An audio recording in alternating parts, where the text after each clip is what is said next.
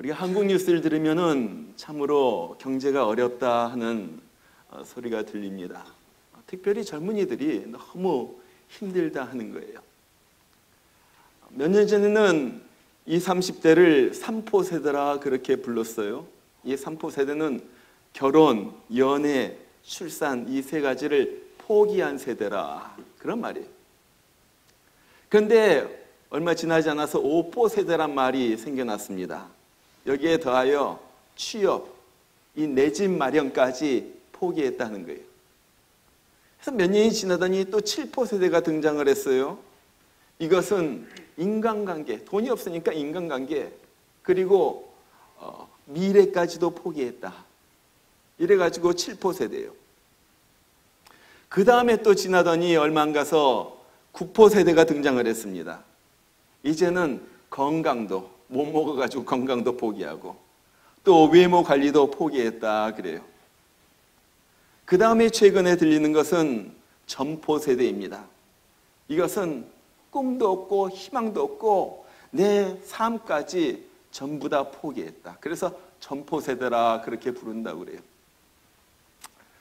그래서인지 요즘은 서울에서 평균적으로 한 사람이 매일마다 한강딸에서 몸을 던진다고 그래요.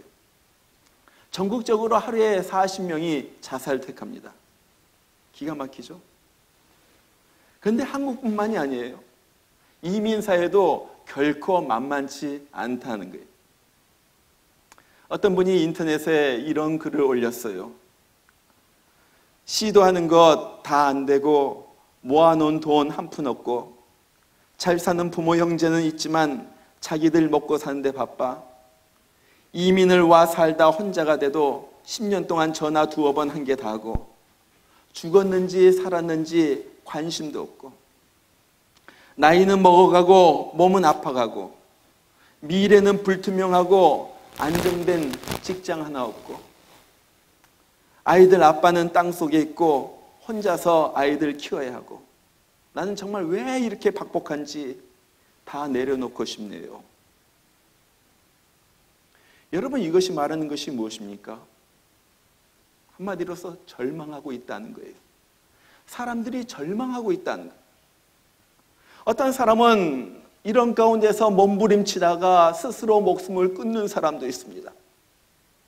우리가 지난 주간에 일어났던 일도 바로 그거잖아요. 그냥 자기 아내와 세 자녀를 향하여 총질하고 멜랜드에서 50 몇 세 된 사람이 자살했어요. 이 사람이 자동차 바디 기술자였는데 지난 1년 동안 잡이 없었다는 거예요. 일거리가 없어가지고 경제적으로 너무 힘든 거예요. 그래가지고 마음이 답답하고 낙심이 있는데 자기 아내와의 불화 가운데서 야, 이럴 바에야 그냥 우리 다 죽자 하고서 아내와 자녀들 향하여 총질하고 또 자기를 향하여 총을 쏴가지고 자살했습니다. 이것이 또 하나의 사탄의 희생자예요. 저는 요즘 사탄의 전략에 대해서 곰곰이 생각하다가 사탄이 요즘 많이 쓰는 무기 중에 하나가 바로 절망이구나 하는 것을 느꼈습니다. 왜 그래요? 이 절망하면요 아무것도 못해요. 절망은 그냥 우리를 무기력하게 합니다. 뭐 할 생각도 없고 할 힘도 없고 그래서 우리가 앞으로 나아가는 것을 딱 막는 것이 이 절망이에요. 그래서 이 사탄은 이 절망, 낙심이란 무기를 통해서 얼마나 우리를 공격하는지 몰라요. 우리에게 어떤 문제가 생길 때마다 야, 큰일 났구나. 이거 끝장이구나. 그런 마음을 줍니다.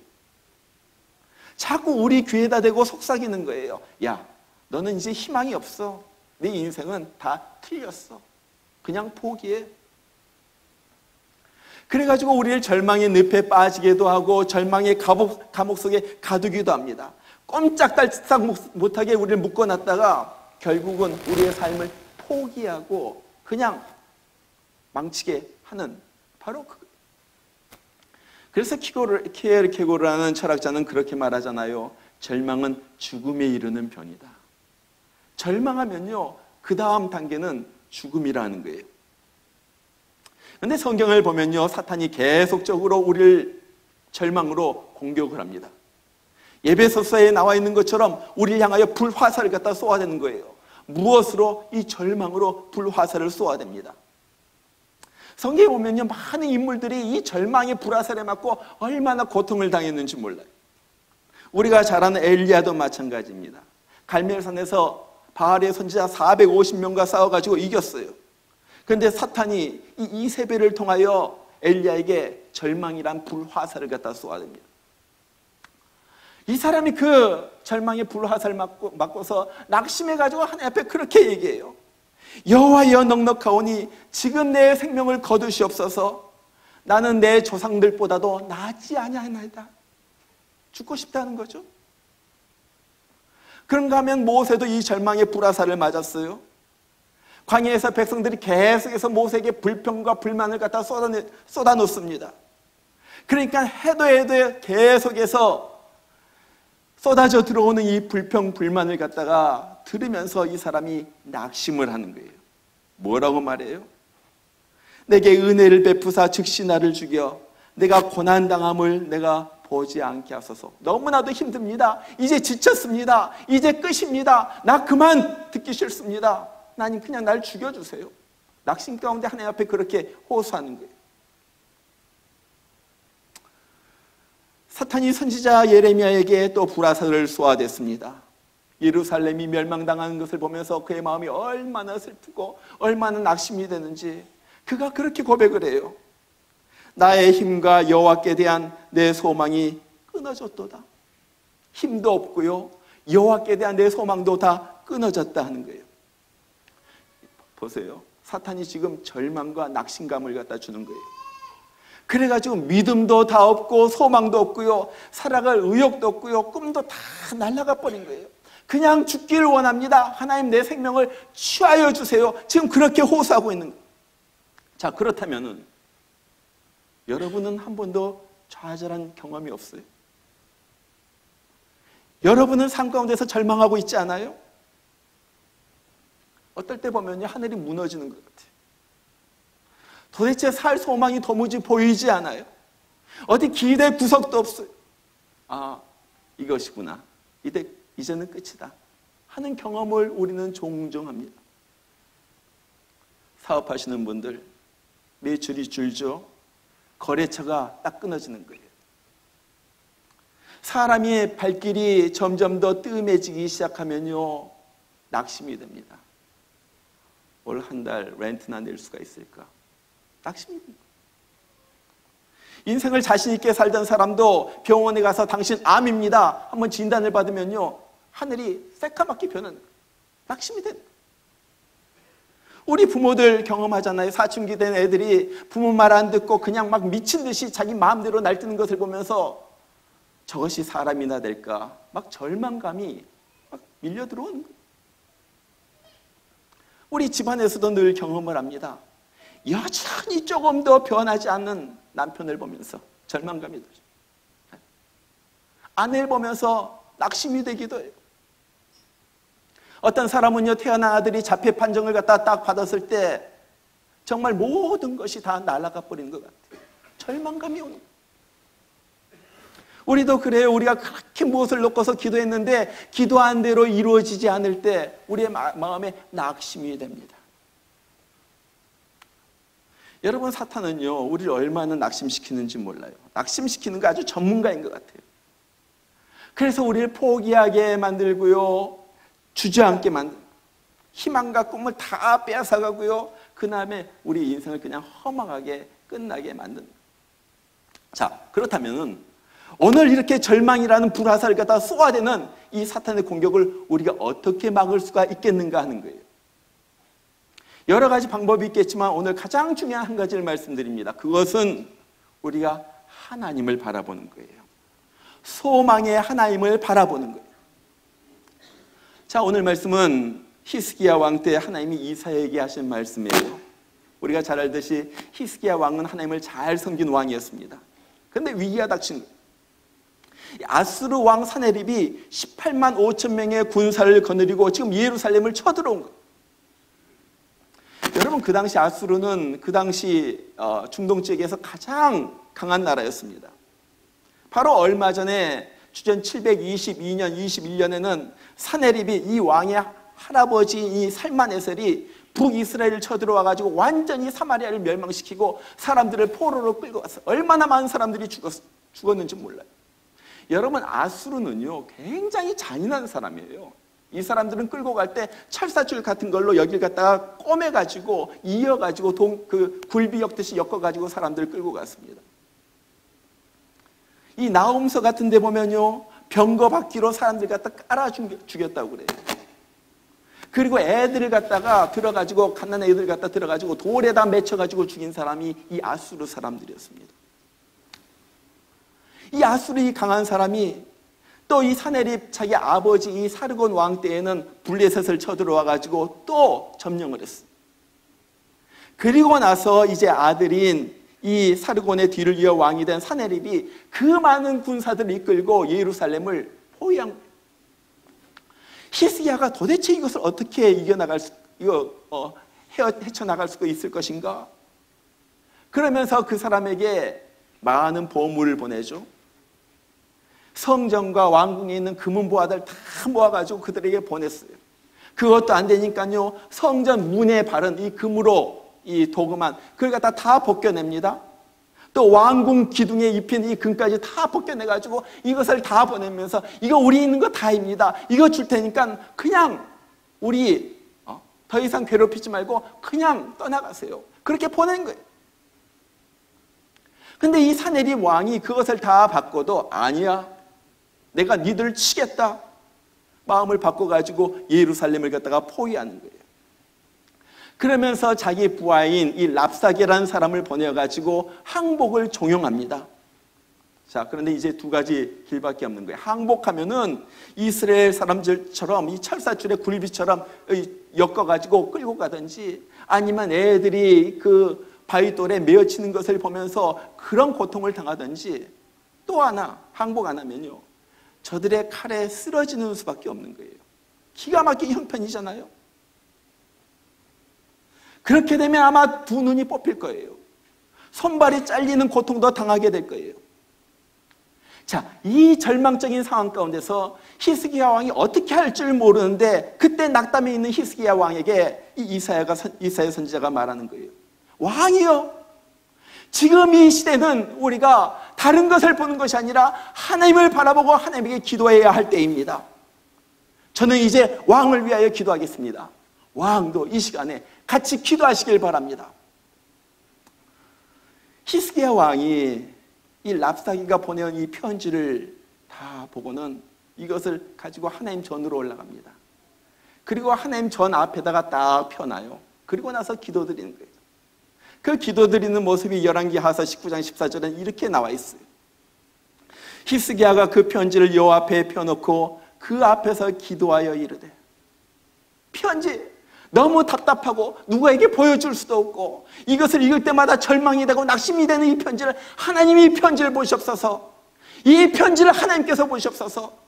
그리고 나서 성전에 가가지고 펴놓고 하나님 앞에 기도하기 시작했다는 거예요.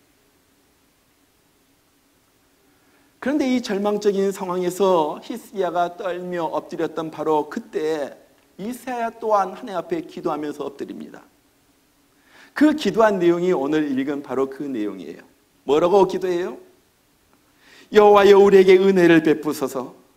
우리가 주를 앙망하오니, 이 앙망하다는 것은 소망을 품고 바라본다는 말이에요. 소망 중에 주님을 바라봅니다는 말이에요. 우리가 주를 앙망하오니 주는 아침마다 우리의 팔이 되시며 환난 때 우리의 구원이 되소서. 여러분, 왜 아침마다 우리의 팔이 되어달라고 하는 것입니까? 내가 너무나도 낙심이 돼가 지쳐가지고 지금 팔을 갖다 쓸 힘이 없는 거예요. 이 팔로 일해야지 되는데 힘이 없어요. 그러니까 하나님께서 우리의 팔이 되어가지고 대신 일해달라 하는 거예요. 하나님 역사해 달라 하는 거예요. 자, 이렇게 하나님을 바라보고 하나님을 향하여 기도하니까 확신이 생기는 거예요. 그리고 그 확신을 이스라엘 백성들에게 선포합니다. 바로 그것이 6절이죠.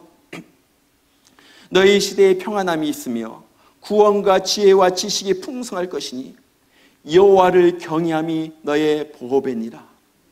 여러분 기억하시길 바랍니다. 예배드리는 것이 우리의 보배예요. 예배드리는 것이 그렇게 귀중한 거예요. 자, 히스기야와 하나님께서 히스기야와 이사야의 기도를 받으시고 말씀하시잖아요. 뭐라고 말씀해요? 내가 너의 기도를 내가 다 들었노라. 네 기도를 내가 들었다. 그리고 나서 천사를 보내가지고 하룻밤에 18만 5천 명의 아수르 군사들을 다 멸하십니다. 그리고 나서 사내립 혼자서 도망갔다가 2년 후에 자기 신전에서 그의 신에게 제사를 드릴 때 그 두 아들이 그 아버지를 갖다 칼로 찔러 죽이고 저들이 왕이 돼요. 사내립은 그렇게 죽게 돼요. 여러분, 이렇게 절망적인 환경에서도 하나님을 바라보는 자를 일으키는 우리 하나님의 은혜를 체험한 이사야가요, 이사야서를 보면 곳곳에서 그런 말이 나와요. 주 외에는 자기를 앙망하는지를 위하여 이런 일을 행한 신을 예로부터 들은 자도 없고 귀로 깨달은 자도 없고 눈으로 본 자도 없나이다. 자기를 앙망하는 자를 위하여, 소망 중에 바라보는 자를 위하여 하나님께서 이렇게 신비하게 역사하신다는 거예요. 이사야서 40장에도 마찬가지입니다. 오직 여호와를 앙망하는 자는 새 힘을 얻으리니 독수리가 날개치며 올라간 것 같을 것이요 다른 박질하여도 곤비하지 아니하겠고 걸어가도 피곤하지 아니하리로다. 자, 무엇을 말합니까? 낙심 가운데서, 절망적인 환경에서 내가 주님을 바라보니까 주님께서 만나주시고 우리 주님께서 절망적인 것을 소망으로 바꿔주셨다는 거예요. 지금 이것을 말하는 거예요. 여러분, 성경을 보면요, 온통 소망적인 이야기로 가득 차 있습니다. 우리 주님께서 하신 일은요, 절망적인 상황 가운데 있는 우리들에게 소망을 주신 거예요. 요한복음 5장에 보면은 38년 동안이나 병으로 누워 지내면서 절망에 빠진 한 사람이 나와요. 베데스다라는 연못 그 옆에서 물이 움직이기만을 갖다 기다리고 있는 거예요. 왜냐하면은 가끔 천사가 와가지고 물을 움직이는데 그때 제일 먼저 들어간 사람은 어떤 병이든지 다 낫는다는 거예요. 그런데 보니까 물이 움직일 때마다 항상 자기보다 먼저 들어간 사람이 있어요. 자기까지 차례가 돌아오지 않는 거예요. 항상 그래요. 혹시나 했다가 역시나로 끝마치는 거. 맨날 이런 일이 반복되니까요, 어떻게 됩니까? 마음에 낙심이 되는 거예요. 절망감이 막 쭉쭉 자기를 처지게 하는 거예요. 야, 포기하자. 그냥 이렇게 사는 것이 내 팔자나 보다. 자, 그런데 이 환자에게 우리 주님께서 오셔가지고 물으십니다. 내가 낫고자 하느냐? 네가 낫고자 하느냐? 이것이 무슨 말입니까? 소망의 말이잖아요. 네가 정말로 낫기를 원하느냐? 절망으로부터 벗어나기를 원하느냐? 우리 주님은요, 수없이 많은 실패로 절망의 감옥에 갇혀있는 그 영혼을 지금 구원해주고 싶은 거예요. 우리 예수님이 그런 말씀을 하시니까 이 사람이 눈을 들어가지고 주님을 바라봅니다. 주님과 이 사람의 눈이 도킹하는 거예요. 딱 마주치는 거예요. 이때 주님이 그를 향하여 말합니다. 네 자리를 들고 일어나 걸어가라. 네 자리를 들고 일어나 걸어가라. 이 사람이 이것을 믿음으로 받아들였어요. 말씀대로 다시 한번 이 자리를 갖다 들고 일어나니까요, 정말로 일어나지는 거예요. 몸이 온전해졌을 뿐만 아니라 절망으로 먹는 가슴도 깨끗하게 치유가 됩니다. 그러면서 그 마음속에 확신이 있는 거예요. 주님만 있으면 절망은 없다. 주님만 있으면 절망은 없다. 믿음이 있습니다. 여러분, 주님이 우물가에서 만난 사마리아 여인도 마찬가지입니다. 이 5번이나 이 여인이 결혼했다는 것을 보면요, 이 여인은요, 행복하게 살기 위하여 애썼던 사람이에요. 그렇지 않겠어요? 여러분, 5번 결혼하는 것 쉬울 것 같아요? 5번 결혼하는 것 결코 쉽지 않아요. 그만큼 애썼다는 거예요. 좀 행복하게 살기 위하여, 이 사람 만나가지고 좀 잘 살기 위하여, 행복한 가정을 좀 만들자, 이런 희망을 품고 결혼했지만요, 결론은 싸움이고 불행이었습니다. 그러니까요, 혹시 이 남자 만나면 좀 행복해질까? 저 남자 만나면 행복해질까? 그래가지고 이 남자 만나가지고 살고 저 남자 만나가지고 살고요. 그래도 마찬가지예요. 결론이 무엇이었습니까? 우리가 잘 아는 그놈이 그놈이다. 그놈이 그놈이다. 결론은 그게 그놈이 그놈이다. 5번 정도 결혼해가지고 그렇게 살아보니까요, 이제는 다시는 결혼식을 올리기도 남 부끄러워요. 그래서 이번에는 그냥 어떤 남자 만나가지고 그냥 사는 거예요. 결혼식도 없이. 이런 모습을 보니까 사람들은 또 죄인이라고 막 손가락질합니다. 자기를 향하여 손가락질하는 그 사람들이 보기 싫어가지고 이제는 막 그 사람들 피해가지고 다닙니다. 그렇게 행복하기를 원했지만은 불행만 이어지는 그 여인, 수많은 남자를 만나보고 결국 그것이 그것이다 하면서 자포자기했던 이 여인을 우리 주님이 만나주십니다. 우물가에서 대화를 나누면서 주님이 그의 닫힌 문을 갖다가 열어주시는 거예요. 너 이곳에서 예배드리고 저곳에서 예배드리고 예배에 대하여 얘기하는데 내가 예배하는 곳에 하나님이 계신다. 사람들은 뭐라고 말하든 간에 하나님은 너를 보고 계시고 너의 예배를 받으시고 하나님은 너를 사랑하신다. 이 여인이 완전히 바뀌어집니다. 얼굴이 환해지는 거예요. 그래서 어떻게 합니까? 이전에는 사람들을 피해 다녔는데 이제는 사람들을 찾아다니면서 내가 예수님 만났습니다. 예수님을 자랑하고 예수님을 증거하는 거예요.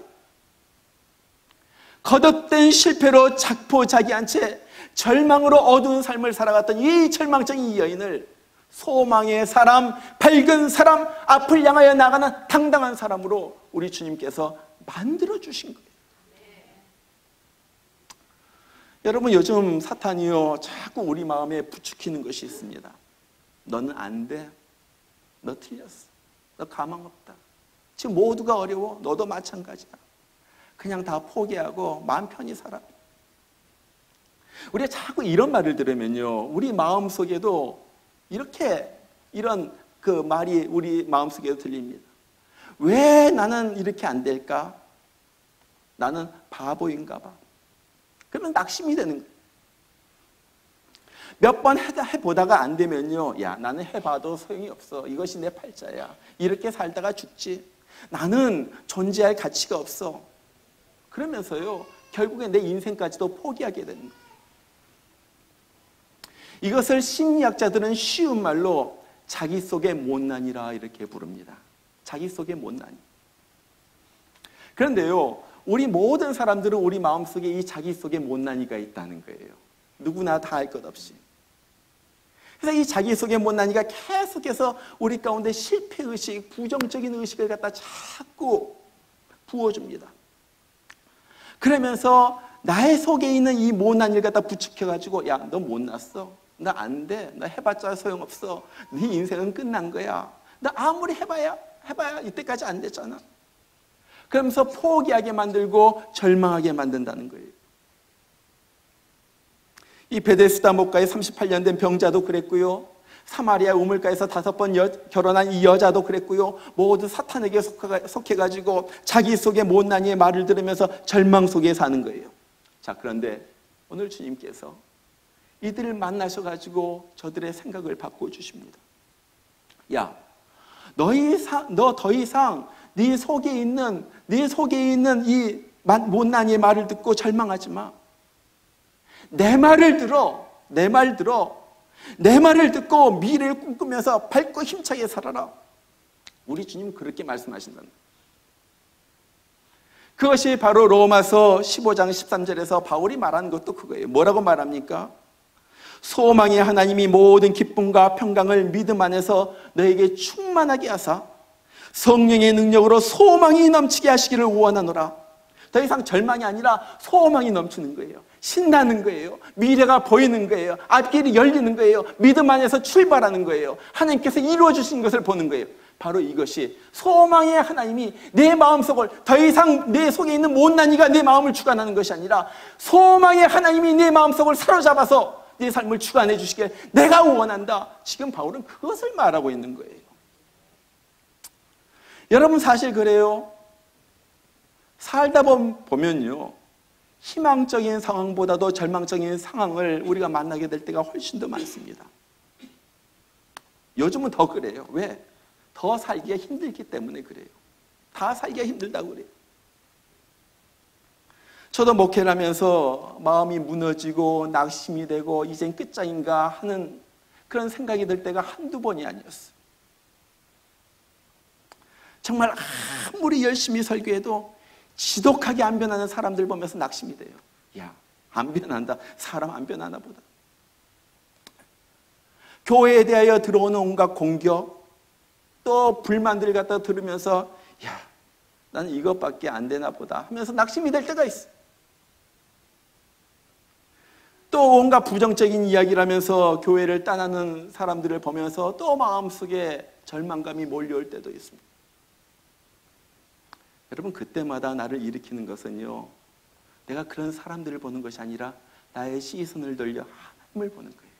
하나님, 사람을 더 이상 보지 않고요, 주님을 바라보는 거예요. 개척한 지 얼마 안 되었을 때, 벌써 한 25년이 지나간 얘기예요. 한 장로님이 우리 교회를 출석하셨어요. 몇 명 되지도 않을 때, 몇 명 안 모여가지고 그냥 우리끼리 예배한다고 그러면서 너무나도 힘들어할 때, 이 장로님이 오시니까 얼마나 교회에 큰 힘이 됩니까? 뭐 이분이 믿음도 좋으셔가지고 뭐 수요 예배도 나오고 금요 기도회도 나오고, 그러니까요 얼마나 든든한지 몰라요. 거기에다가 이분이 한 달에 11조만 1,000불씩 하는 거예요. 그러니까 정말로 하나님께서 이분을 보내주셨구나 하면서 마음에 든든하고 의지가 되고요. 그런데 1년쯤 지난 어느 날 그분이 저를 만나자고 그래요. 그러더니 저 더 이상 이 교회에 나오지 않습니다. 그걸 통보하는 거예요. 그걸 듣는 순간 저와 제 아내는요 그냥 멍해지는 거예요. 하늘이 하얗게 변해. 아무것도. 제 아내는 몇 명 되지 않는 데서 그 기둥과 같은 장로님이 떠나간다고 하니까 너무나도 낙담이 되고 너무나도 슬퍼가지고 뭐 어떻게 할 줄을 모르는 거예요. 알아 누울 지경. 너무 슬프고 너무나도 마음이 아파가지고 어느 날 눈물을 흘리면서 기도하는데 하나님이 말씀하십니다. 너 왜 그렇게 슬퍼하니? 내가 교회를 떠났니? 내가 교회를 떠났니?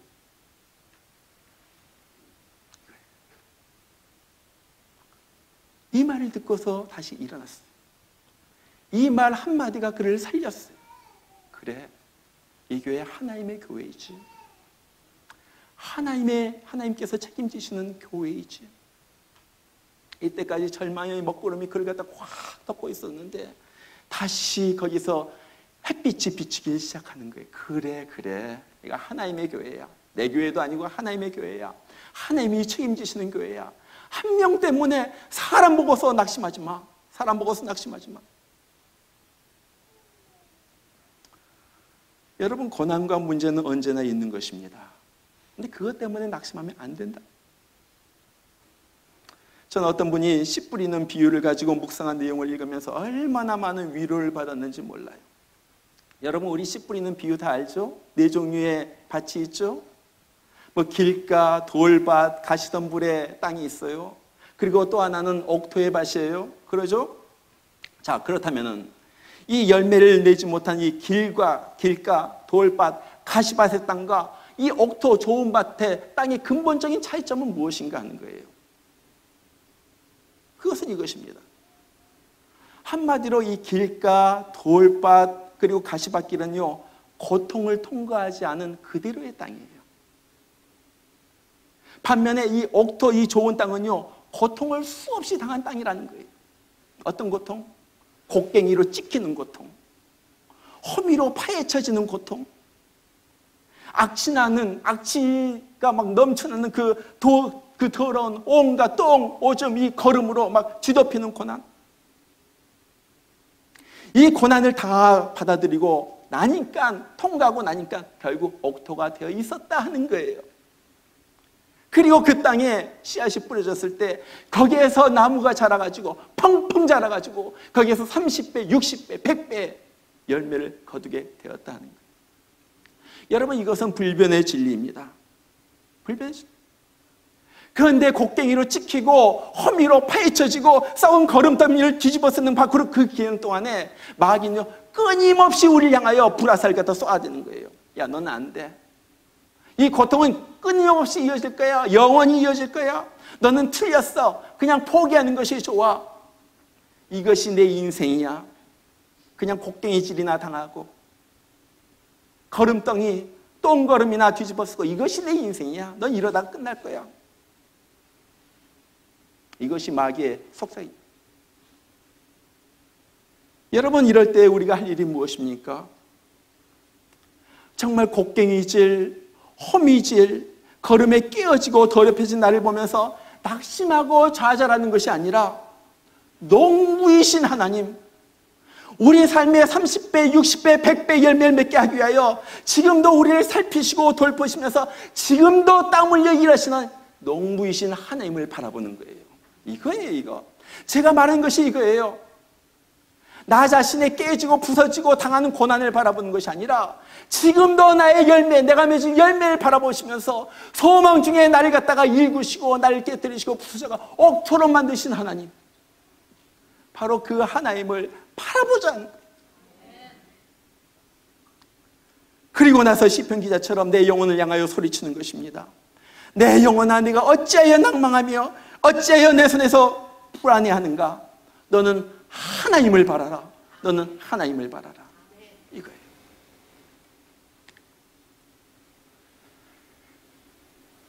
가장 절망적인 때 가장 큰 희망이 온다라는 책이 있어요.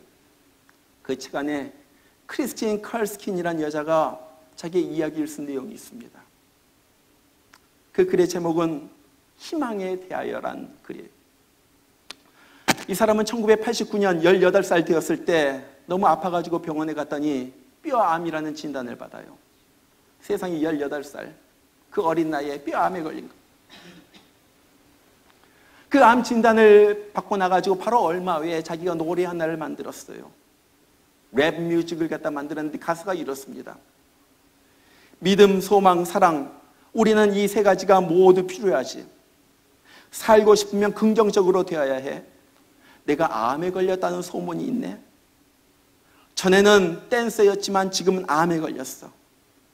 전에는 머리카락이 등 뒤로 늘어졌었어. 지금은 코작보다 짧아. 여러분 코작 기억나세요? 이 대머리 형사, 옛날에 텔레비전 그런 대머리 형사가 있었어요. 그래도 괜찮아. 이번 싸움에서 나는 이길 테니까. 이길 테니까. 그 암 치료를 받으면서 머리가 다 빠졌어요. 그래도 난 여기서 이길 테니까. 그리고 나서 이 사람은 2년 동안 항암 치료를 받습니다. 암이 6번이나 재발했어요. 자기 다리를 먹어갔습니다. 그래가지고 왼쪽 다리를 갖다 무릎 위로 잘랐어요. 8번의 대수술을 받았어요. 그것을 견뎌냅니다. 그리고 나서 완치 판정을 받았어요. 그리고 나서 이 사람이 내게 꿈이 있었는데 그것은 내가 배우가 되는 꿈이야. 그래가지고 그 꿈을 키우기 위하여 이 배우 공부하는 그 학원을 다녀요. 드디어 오디션을 통과했습니다. 그래서 놀던 익스포즈라는 TV 미니 시리즈의 주인공을 맡아가지고 드디어 배우의 꿈까지 이루었어요. 이 사람이 그의 책에서 이렇게 말해요. 암 때문에 다리 하나를 잃었지만 나는 암에 걸리기 전보다 더 많은 일을 하고 있다. 한 다리로 스키 타는 법도 배웠다. 내 인생의 목표는 연기와 글쓰기이다. 암에 걸린 후 나는 삶을 너무 심각하게 생각하지 않는 법을 배웠다. 인생은 영원한 것이 아니다. 그러니 죽기 전에 소망을 품고 즐겁게 살아야 하겠다.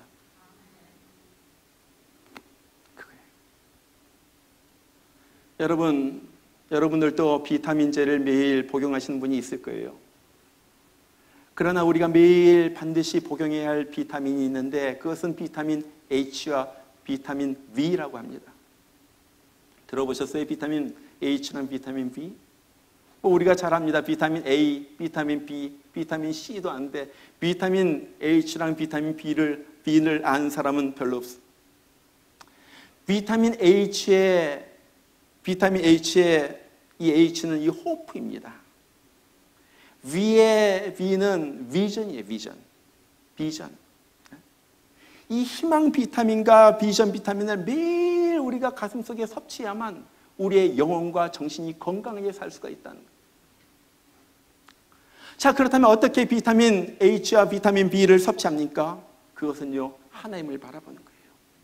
소망을 주신 하나님, 소망의 하나님, 천국 소망을 주시고, 그것뿐만 아니라 이 땅에 살아가는 동안에도 나에게 날마다 이 절망적인 환경에서 나를 들어올리시사 새로운 것을 보게 하시고, 새로운 길을 걷게 하시고, 새로운 비전을 꿈꾸게 하신 우리 하나님, 소망의 하나님, 이 하나님을 바라보기. 사탄 마귀는요, 우리 가운데 상황과 처지를 통해 가지고, 어떨 때는 사람을 통해 가지고 너무나도 우리의 마음을 갖다가 아프게 하고요, 절망 가운데 빠뜨리고요, 낙심하고 포기하게 합니다. 그런데 기억할 것은요, 우리 예수 믿는 우리들은 그렇게 낙심하는 것이 아니라 주님을 바라보면서 소망을 품고 살아야지 된다는 거예요. 왜? 우리 하나님은 소망의 하나님이기 때문에 그런 거예요. 정말 우리가 살아가는 동안에 너무나도 어려운 것이 많이 있지만은 우리의 눈을 들어서 소망의 하나님을 바라보시길 바랍니다. 우리를 일으키시고 잿더미에서 일으키셔가지고 방백들과 같이 앉으시는 우리 하나님, 그 하나님이 있기 때문에 우리는 소망이 있는 거예요. 주님 바라보면서 어떤 경우에도 낙심하지 말고 주님 더욱더 바라보면서 두 눈을 주님 앞에 고정시켜가지고 다시 한번 일어서고 소망의 하나님 바라보면서 전진하는 우리 모두 되기를 주의 이름으로 축원합니다. 우리 같이 한번 기도하겠습니다. 오늘 말씀을 붙들고 기도하시길 바랍니다. 어떨 때 내 마음이 낙심이 됩니다. 아무리 이래도 상황이 변하지 않습니다. 불안해집니다. 정말로 낙심이 되고 굉장히 힘들 때가 있습니다. 하나님 아버지, 그러나 그때 우리의 눈을 처지에 돌리는 것이 아니라, 사람에게 돌리는 것이 아니라 하나님에게 돌리기를 원합니다. 아버지 하나님, 나의 소망이 되시는 주님, 나의 소망이 되신 주님, 주님 바라볼 때 우리가 힘이 납니다. 나를 일으켜 주시옵소서, 나를 일으켜 주시옵소서, 내 손을 붙잡아 주시옵소서, 다시 한번 일어나가지고 앞을 향하여 달려나가는 우리가 되게 하여 주시옵소서. 우리 이 시간에 오늘 말씀을 들은 것을 생각하면서 다 같이 통성으로 기도합니다. 기도하겠습니다. 우리 하나님 아버지 감사합니다. 오늘 말씀을 들었습니다. 나의 하나님 아버지, 어떨 때 우리의 상황이 너무나도 우리를 절망 가운데 몰아넣고 낙심시키고 우리로 하여금 포기하게 만들고 좌절 가운데 푸념하게 만들고 원망하게 만들고 분쟁이 일어나게 만들고, 아버지 하나님 그런 것을 봅니다. 나의 하나님 아버지요, 아버지 하나님 마귀가 갖다주는 이런 악한 생각들을 우리가 쫓아버리게 하여 주시고, 우리 소망의 주님 바라보면서 일어나는 저희들 되게 하여 주시옵소서. 우리 가정에도 절망적인 것들이 있습니다. 아버지 하나님, 우리 비즈니스에도 절망적인 것들이 보입니다. 내 인생길에도 자꾸 낙심시키는 것들이 있습니다. 하나님 아버지, 이것이 나를 주저앉히는 것이 아니라 다시 한번 주님의 음성을 듣고 우리가 일어나는 저희들 되게 하여 주시옵소서. 다시 한번 주님 바라보면서 내 얼굴을 도우시는 내 하나님을 갖다 바라보면서 다시 한번 일어나는 저희들 되게 하여 주시옵소서. 주님이 나의 능력이십니다. 주님이 나의 힘이 되십니다. 주님이 나의 소망이 되십니다. 주님이 나의 전부입니다. 내 눈이 주님을 향하여 고정되게 하여 주시고, 주님만 바라보면서 나갈 때 지금도 나를 들어주시고 지금도 나를 이끌어주시고 가장 좋은 곳, 정말로 아름다운 곳으로 인도해주시는 주님을 체험하는 저희들 되게 하여 주시옵소서. 아버지, 낭망하지 않도록 하여 주시고 불안해하지 않도록 하여 주시고, 정말로 하나님을 바라볼 때 지금도 도우시는 주님 바라보는 그러한 저희들 체험하는 저희들 되도록 주님께서 역사해 주시고, 내 영혼아 내가 어찌하여 낭망하느냐, 내 영혼아 내가 어찌하여 낭망하느냐,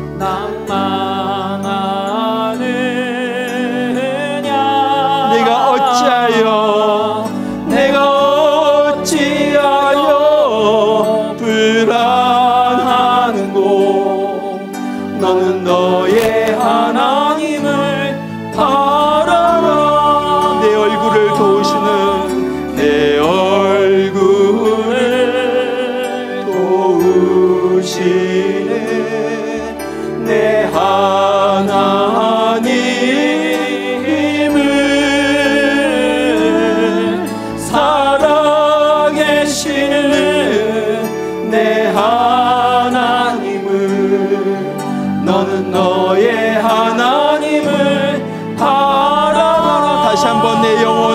어찌하여 내 영혼아 내가 어찌하여 낭망하느냐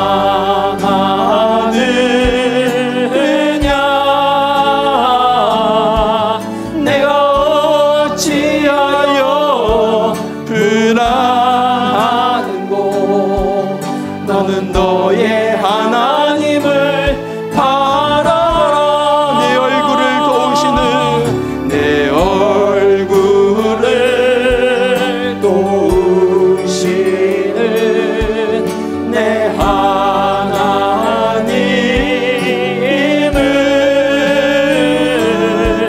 살아계신 내 하나님을 너는 너의 하나님을 바라라. 우리 다 같이 일어나서 사슴이 시냇물을 자기의 갈급함같이 자기의 갈급함같이 내 영혼이 주를 찾고자 내 영혼이 주를 찾고자 주를 갈망합니다. 주여 어찌합니까 주여 어찌합니까 사람들이 하는 말이 내 하나님이 어디 있느뇨 어디 있느뇨 내가 밤낮으로 눈물 흘리니 주여 어찌합니까 내 영혼아 내가 어찌하여 내 영혼아 내가 어찌하여 낭망하느냐 내가 어찌하여 불안하는고 너는 너의 하나님을 바라라 내 얼굴을 도우시는 내 얼굴을 도우시는 내 하나님을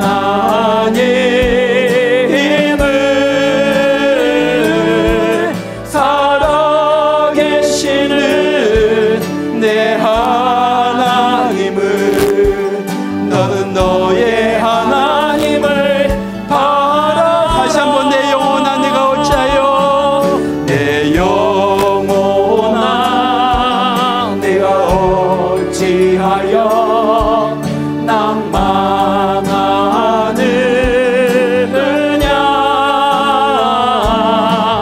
내가 어찌하여 불안하는고 너는 너의 하나님을 바라라 내 얼굴을 도우시는 내 얼굴을 도우시는 내 하나님을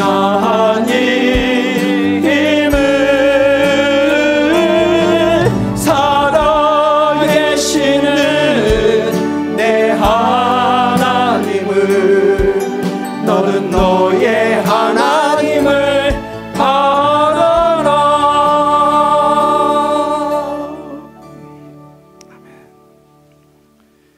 여호와여 우리에게 은혜를 베푸소서. 우리가 주를 앙망하오니 주는 아침마다 우리의 팔이 되시며 환난 때 우리의 구원이 되소서.